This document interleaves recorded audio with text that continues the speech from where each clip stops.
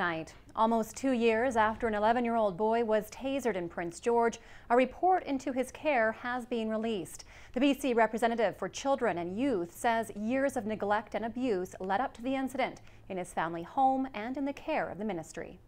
BC's child welfare system failed an 11-year-old boy. That's according to a report by child and youth watchdog Mary Ellen Turpel-Lafont on the tasering incident of a boy in Prince George. This child has been served by the ministry in a way that can only be described as appalling.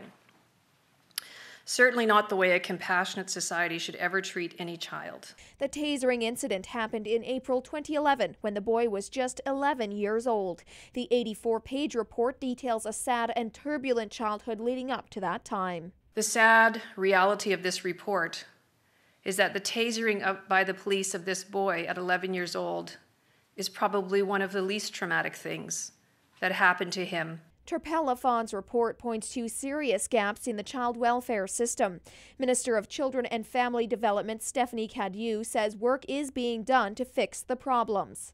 We have increased the reporting of incidents to the director and the representative to improve monitoring. We've introduced a new child protection assessment and planning process to ensure that a child's safety is paramount. The Carrier-Sakani Family Services says it's important to note social programs have been dwindling over time, especially for First Nations. In the north, approximately 60% of children are in care are First Nations, and we hope to develop a structure that would really take care of the needs of the children within their own cultural milieu. Warner Adam argues more services are needed in the north.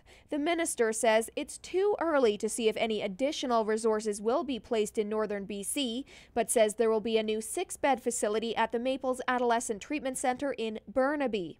I can't speak specifically to all of the changes that we'll make in the redesign process, nor where we will find additional gaps that need to be filled. But what we know is we have a gap as it relates to dealing specifically with children with complex special and behavioral needs. I totally oppose the facility being in Burnaby. If she looks at her files, most of the children in care that have special needs are in northern British Columbia, and I think the government must ensure that northern BC gets some sort of a facility. Warner argues any facility for northern children must be in the north, or the children risk being lost in the system. Aileen Machel, CKPG News.